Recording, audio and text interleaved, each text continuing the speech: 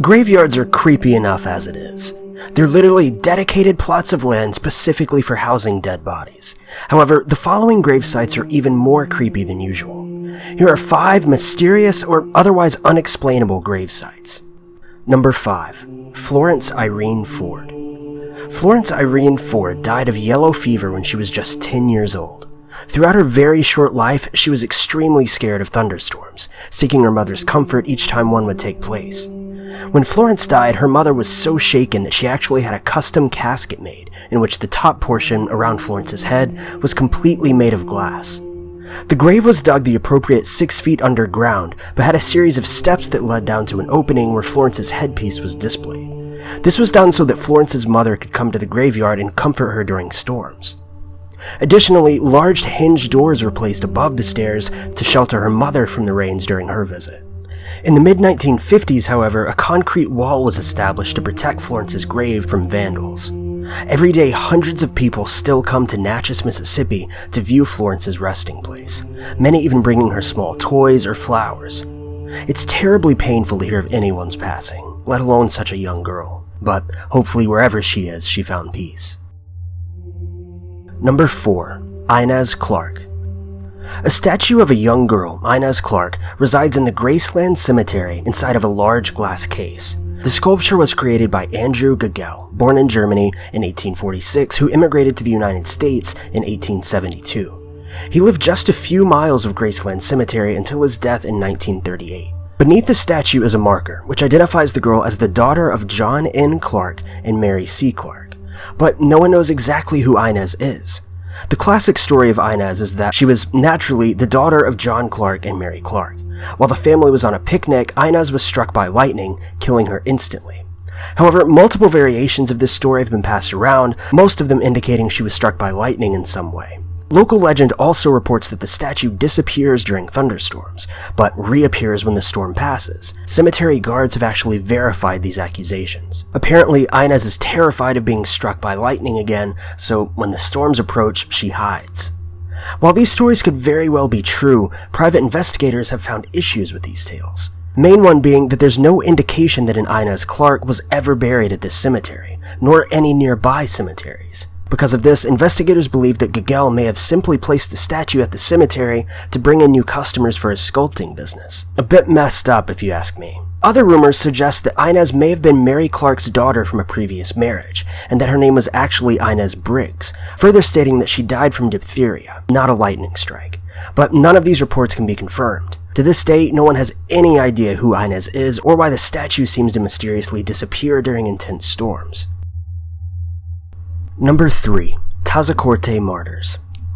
This memorial may seem like a typical gravesite that somehow ended up being submerged underwater. However, it was actually designed to look this way. The memorial is made up of cross epitaphs, representing each of the 40 missionaries massacred by French pirate Jacques Soury in 1570. In 1570, a group of missionaries were on their way from Portugal to Brazil. They took a short break in Puerto de Tza Corte to take a rest, before continuing their expedition a short time later.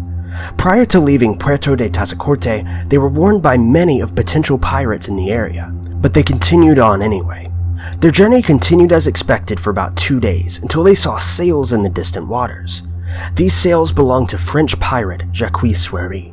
The pirate hijacked the ship in which the missionaries were traveling on and killed all of them except the cook. The cook was later able to escape back to Portugal, where he shared this gruesome tale. It's rumored that the massacre was so awful that some of the priests had their limbs cut off or were decapitated before being tossed into the ocean. Jacques is a very well-known French pirate, and if you're interested in hearing more about him, I highly encourage you to look him up. He's a very fascinating, though awful man. He's known for having the nicknames the Exterminating Angel and Peg Leg due to his wooden leg. Number 2. The Chase Vault. A collection of unexplainable events took place in the early 19th century at the Chase Vault in the Cemetery of Christ Church in Oistins, Barbados. Every time the cemetery's vault would be open to bury a new family member, all coffins but one had changed position. This happened countless times over the years until the vault was eventually completely abandoned. The vault, which is located about 7 miles from Bridgetown, was built for the Chase family and their close friends.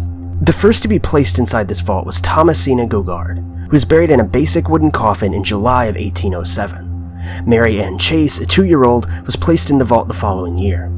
Mary Ann's older sister, Dorcas, was placed into the vault on July 6, 1812. It's rumored that Dorcas starved herself after her father sent her into depression.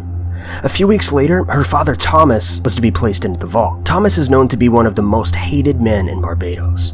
When the vault was opened for the burial of Thomas, the pallbearers who carried his coffin were first to notice the 2 lead coffins already in the tomb were not where they had been left the month prior. Also, Mary Ann's coffin was upside down in the opposite corner from where it had originally been placed. The pallbearers returned the coffins to their original positions and left Thomas Chase next to them. The smaller coffin of Mary Ann was then placed on top of the larger ones, and the vault was then resealed. The locals soon appointed blame to the slaves who had assisted in the family's burials. The cruelty that Thomas Chase directed towards his servants was a simple enough motive. Little more was said about the vault, and it remained unopened and seemingly undisturbed for the next 4 years. However, on September 25, 1816, the vault was opened for the burial of an 11-year-old named Charles Ames. Upon opening the vault, once again, all of the coffins were thrown about, including the 240-pound coffin of Thomas. Once more, the vault was reorganized and resealed. About 2 months later, Samuel Brewster was to be buried inside the Chase vault.